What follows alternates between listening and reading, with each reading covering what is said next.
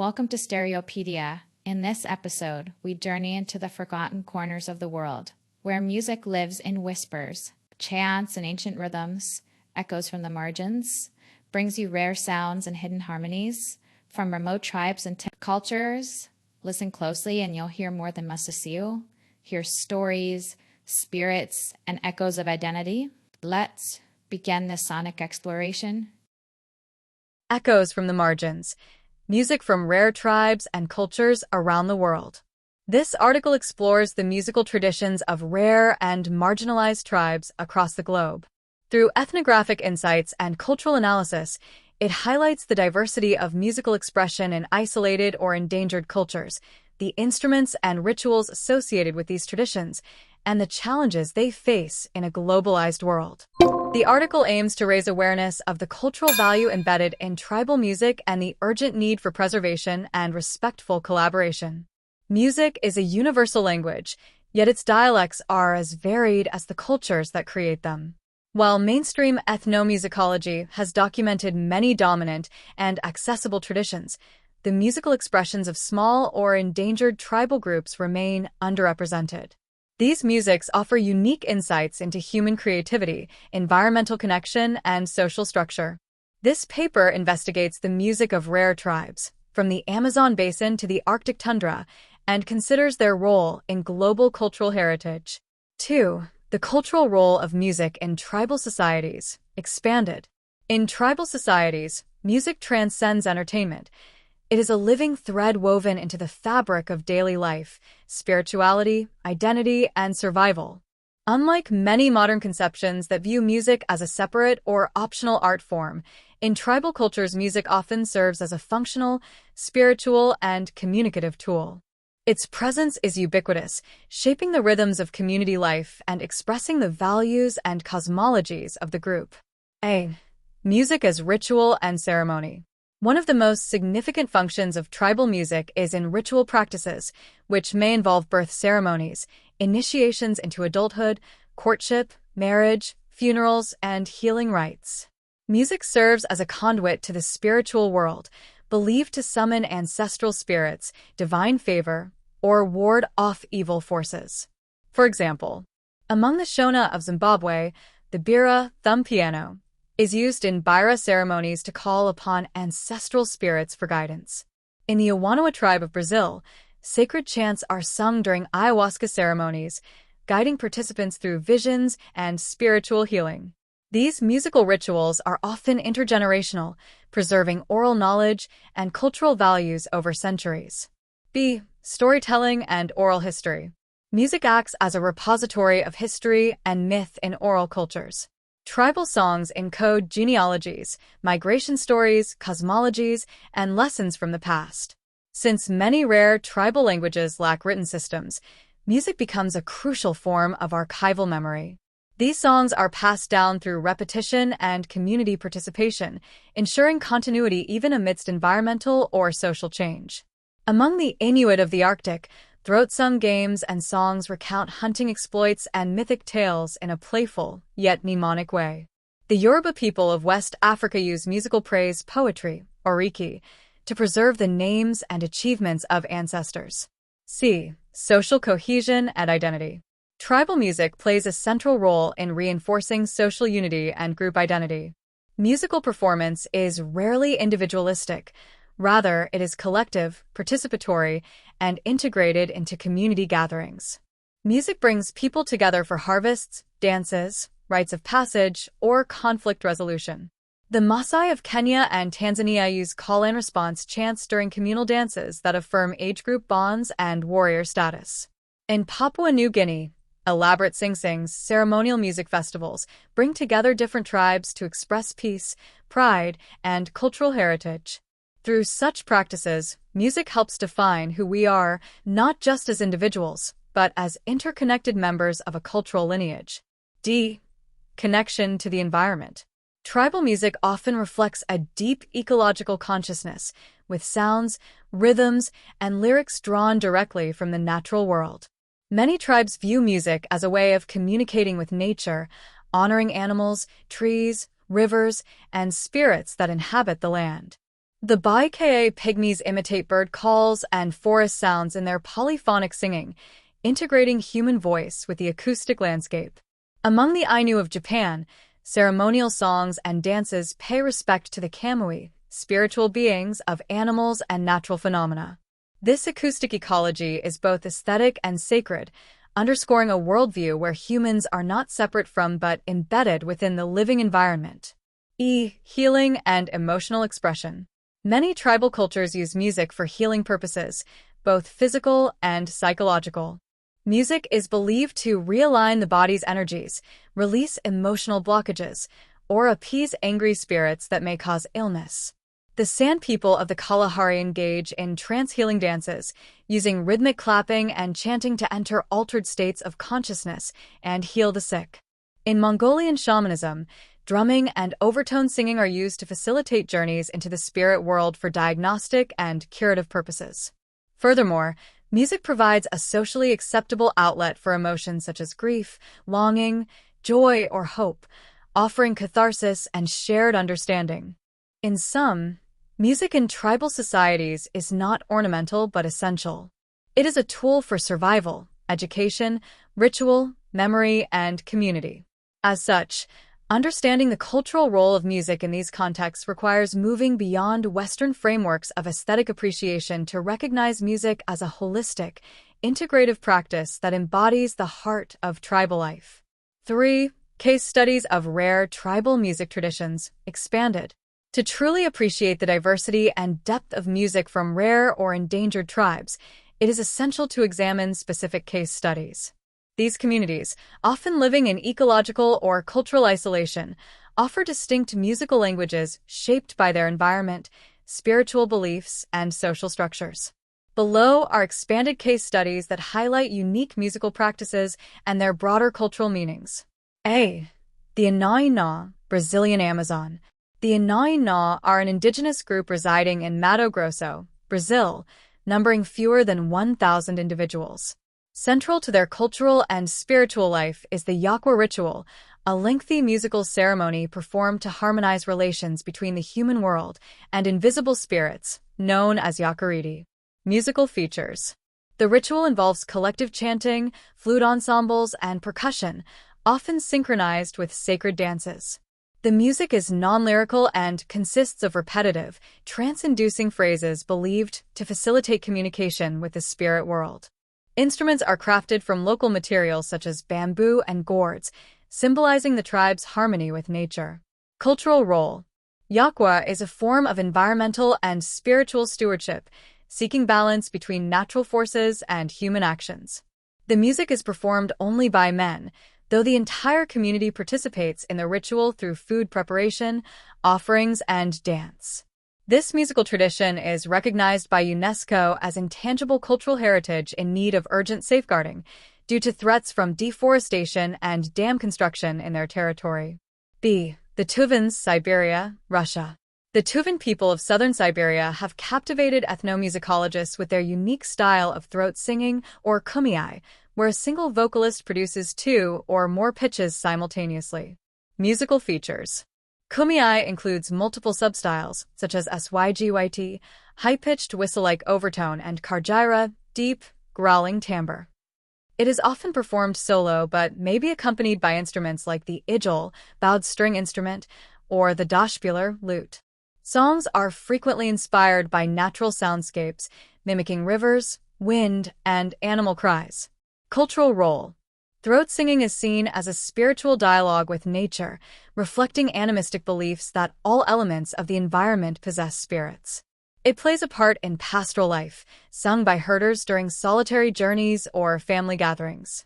The music has been preserved and promoted by Tuvan artists internationally, though global interest has also sparked concerns about commodification and authenticity. C. The Aka Pygmies, Central African Republic. The Aka people, one of several groups collectively known as Pygmies, inhabit the rainforests of Central Africa and are renowned for their intricate polyphonic singing traditions. Musical features. Their music is highly polyphonic, with multiple individuals improvising short melodic patterns that interlock and shift dynamically. Songs may involve hand clapping, percussive body movements, and the use of simple instruments like the bow harp or earth drums. The music lacks a fixed conductor.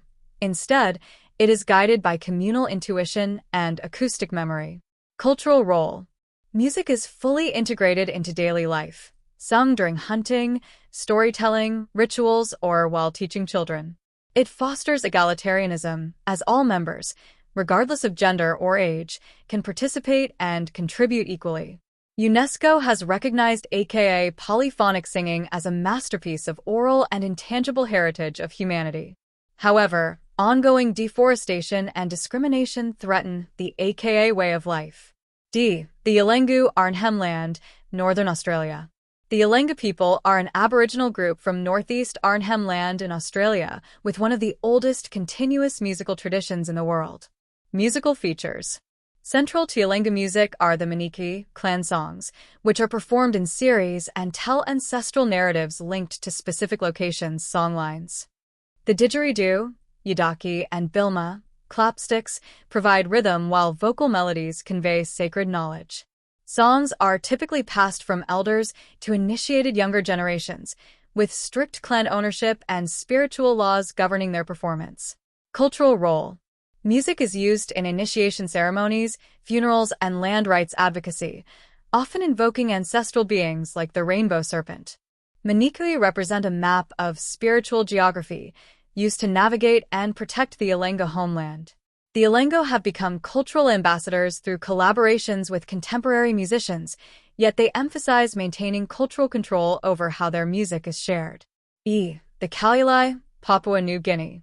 The Kalaalleq people live in the Bosavi rainforest region and are known for their weeping songs, which blend music and emotional expression in deeply moving performances. Musical features.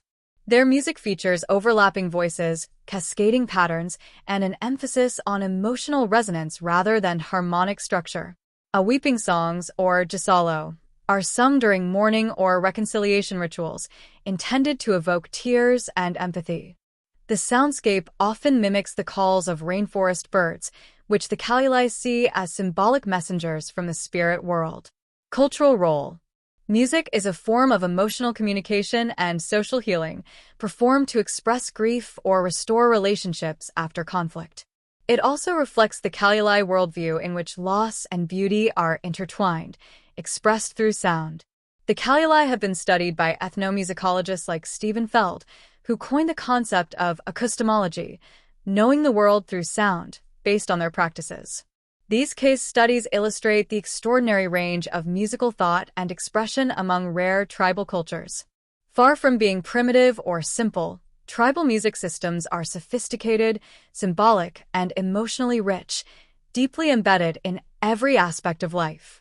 Each tradition reflects a distinct worldview, often inseparable from land, language, and lineage.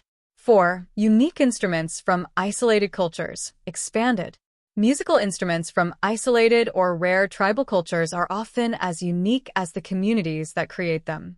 These instruments are typically handcrafted using local, organic materials, wood, bone, stone, gourds, animal skins, and are shaped not only by environmental availability, but by cultural beliefs, spiritual practices, and communal aesthetics.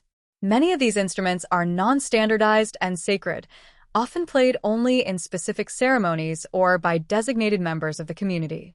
Below are several examples of unique instruments from isolated cultures, highlighting their physical characteristics, construction methods, and cultural meanings.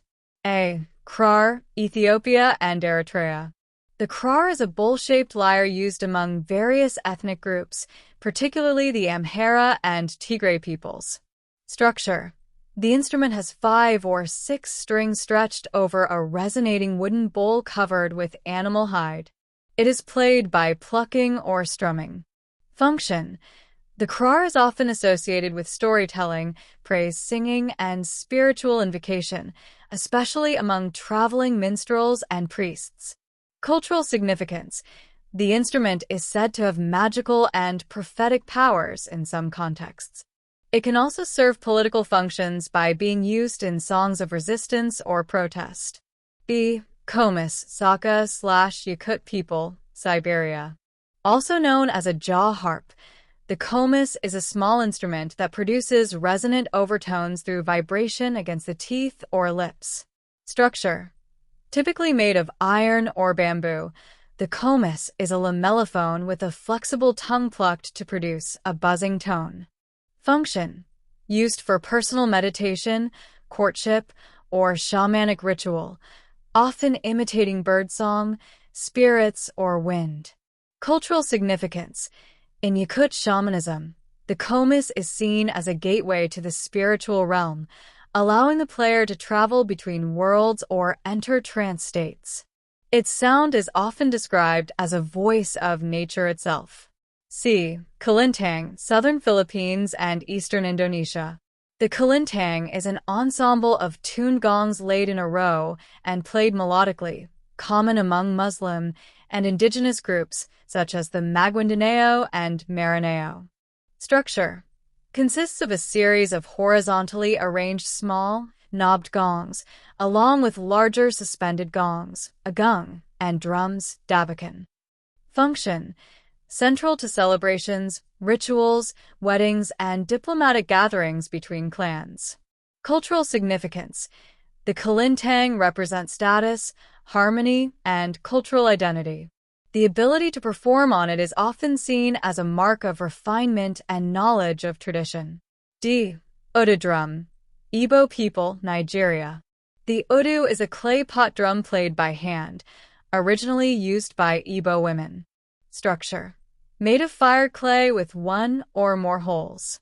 The player strikes and taps different areas to create a range of bass and popping sounds. Function: originally used in ceremonial dances and women's rites, it has since become popular as a versatile percussive instrument in both traditional and modern music. Cultural significance: the odu represents fertility and the earth, and its shape is symbolic of the womb. It is sometimes played to honor ancestors or during agricultural rites. Atingting Khan, Vanuatu. From the Vanuatu Islands in the South Pacific, the Atingting Khan is a slit drum used in communication and ceremonial events. Structure: carved from large logs, it consists of a hollowed-out wooden body with a slit that is struck with sticks to produce low, resonant tones. Function: used to communicate messages over long distances, as well as in initiation and funerary rituals. Cultural significance: often decorated with ancestral faces or totemic symbols, the drum may be considered a sacred presence, linked to ancestral spirits. Nose flute. Various Polynesian and Southeast Asian cultures. Used in regions like Hawaii, Borneo, and parts of Melanesia, the nose flute is played by blowing air through one nostril. Structure: a bamboo or wood tube with finger holes, blown through the nose rather than the mouth. Function: associated with courtship, lullabies, and meditation, often played in intimate or solo settings. Cultural significance: the nose is considered more sacred and pure than the mouth in some cultures, which is why nose flutes are used in sacred or affectionate contexts. Their soft, airy tones evoke tranquility and emotion. Dungchen, Tibet and Bhutan. The dungchen is a long trumpet-like horn, often used in Tibetan Buddhist monastic rituals. Structure: can extend up to 10 feet in length, made of metal and collapsible for portability. Function: played during monastic ceremonies, processions, and prayer, producing deep, droning tones intended to evoke cosmic awareness. Cultural significance: believed to represent the voice of the Dharma, the instrument aids in inducing meditative states and is used to summon deities or clear negative energies. Instruments as extensions of worldview. These instruments are not just tools for making sound, they are cultural artifacts, symbolic extensions of how a community relates to nature, spirit, and each other. Each instrument tells a story. Material: what it's made of reflects local resources and environmental sustainability. Design: often encoded with mythological or totemic symbolism. Function: used not only for music but for communication, ritual, healing, and storytelling. Ownership and access. Many instruments are restricted to certain genders, age groups, or spiritual ranks, showing their sacred and social significance. In sum, these rare tribal instruments embody a holistic approach to sound and meaning, where artistry, spirituality, and ecology converge in tangible form. As globalization continues to threaten cultural uniqueness, documenting and preserving these instruments is vital for safeguarding the world's intangible heritage. 5. Challenges and threats to tribal musical traditions expanded. While tribal musical traditions are rich in cultural, spiritual, and artistic value, they face a growing array of challenges that threaten their survival. These traditions, often passed down orally and intimately linked with specific communities and environments, are extremely vulnerable to disruption. The combined forces of modernization, globalization, environmental degradation, and social marginalization have placed many of these musical cultures at risk of extinction or irreversible transformation. Cultural erosion and language loss. One of the most serious threats to tribal music is the loss of indigenous languages, which serve as the primary medium for songs, chants, and oral histories. When a language disappears, so too do the meanings, metaphors, and contexts embedded in the musical tradition. Tribal music often relies on nuanced expressions that cannot be translated without loss of cultural depth. For example, in Australia, many Aboriginal songlines contain encoded geographic and spiritual knowledge that is inextricable from the original language. As elders pass away and younger generations are not fluent, entire song cycles may vanish. Additionally, colonial education systems, urban migration, and the stigmatization of native languages have led younger tribal members to favor dominant national or global languages, leaving little room for traditional forms. Environmental disruption. Tribal music is often deeply tied to specific ecosystems, forests, rivers, mountains, or plains. When these environments are disrupted by deforestation, mining, climate change, or land seizure, the instruments, inspirations, and contexts for music making may disappear. For instance, the Bira ceremonies of the Shona rely on access to sacred groves and specific wood types for instrument making. Logging and land privatization limit both access and materials. The loss of biodiversity also means fewer birdsongs, animal calls, or weather patterns for mimicry, an essential part of musical systems, such as those of the Kaluli of Papua New Guinea or Baikea pygmies in Central Africa. Modernization and globalization. The global spread of mass media and pop culture can diminish the perceived value of traditional music among youth, who may prefer modern genres such as hip-hop, reggae, or K-pop. This is often seen as a sign of progress or urban sophistication, leading to a disconnect between generations. In some cases, traditional songs are rebranded or fused with commercial music, stripping them of their ritual function and sacred significance. While fusion can be creatively rich, it risks cultural dilution when not done in a culturally sensitive way. The availability of smartphones and social media also introduces new attention economies. Young people may spend more time online than engaging with elders, ceremonies, or musical apprenticeships. Displacement and urban migration. Tribal communities are frequently displaced by conflict, development projects, or economic necessity, forcing people to relocate to urban areas where maintaining traditional practices becomes difficult. For instance, the Inaina of Brazil have faced threats from hydroelectric dams that flood ceremonial lands and displace entire villages, making it impossible to perform their Yakwa rituals. In cities, there is often little infrastructure or social support for preserving music that requires communal participation, specific rituals, or natural surroundings. Commercial exploitation and cultural appropriation. The rise of interest in world music has led to some tribal traditions being commercialized without proper consent or context, sometimes by outsiders who extract musical elements for profit. This can lead to misrepresentation, where tribal songs are stripped of meaning, sacredness, or ownership and marketed as exotic or primitive entertainment. In more troubling cases, corporations or researchers may record and sell indigenous music without offering royalties, credit, or cultural protections, violating the community's intellectual and spiritual rights. Such exploitation often disincentivizes communities from sharing their music publicly, contributing to further cultural withdrawal. F. Intergenerational gaps and loss of elders. Tribal music is typically transmitted orally from elders to younger generations, often through extended mentorship rather than formal schooling.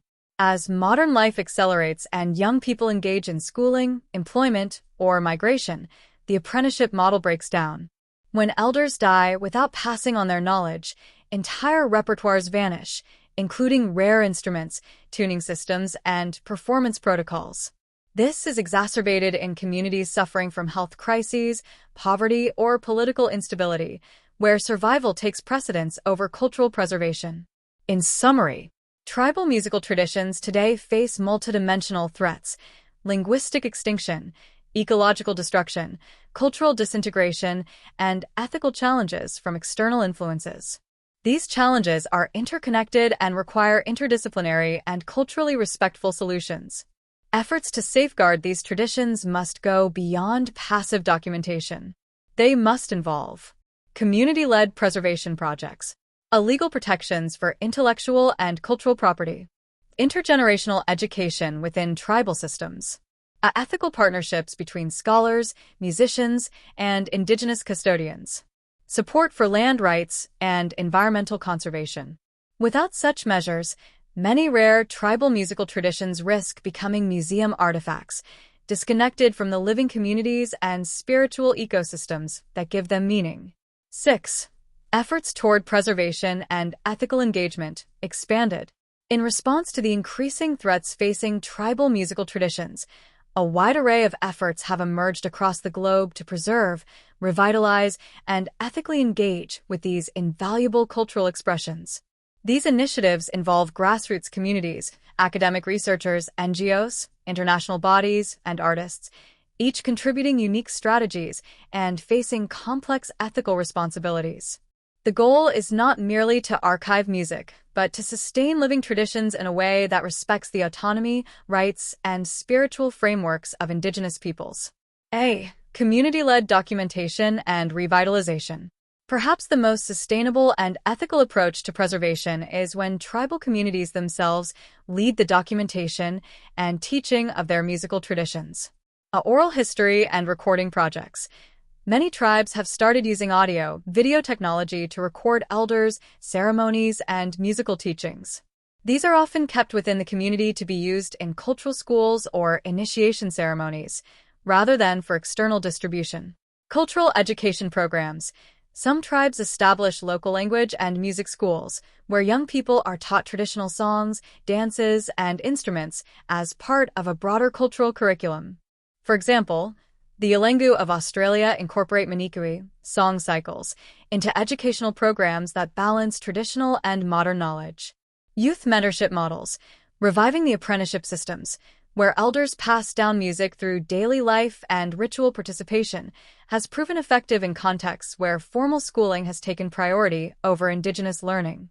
These efforts emphasize cultural sovereignty, where the community maintains control over how, when, and why their music is shared or performed. B. Ethnomusicological research and academic collaboration. Scholars have long played a role in preserving tribal music through field recordings, transcriptions, and analyses, but the field has shifted in recent years toward collaborative, ethical practices. Participatory ethnomusicology. Researchers now often work in partnership with communities, obtaining informed consent and returning recordings, materials, and intellectual rights to the original custodians. Digital archives with access controls. Some institutions, like the Endangered Languages Archive, YELAR, and the Smithsonian Folkways, house traditional music in protected digital repositories where access can be regulated by tribal leaders. A repatriation of recordings. Increasingly, universities and museums are working to return old field recordings, some made a century ago, to the communities they came from, where they can become tools of cultural recovery. Ethical scholarship demands an awareness of power dynamics, respecting cultural taboos, performance restrictions, and the non-commercial nature of many tribal music practices. C. International legal and institutional support. Global institutions have created frameworks to support endangered cultural expressions and recognize indigenous rights. UNESCO Intangible Cultural Heritage List. This program brings international attention to vulnerable traditions, such as the Aka Pygmy polyphony or the Yakwa ritual of the Anaina, and provides support for safeguarding programs.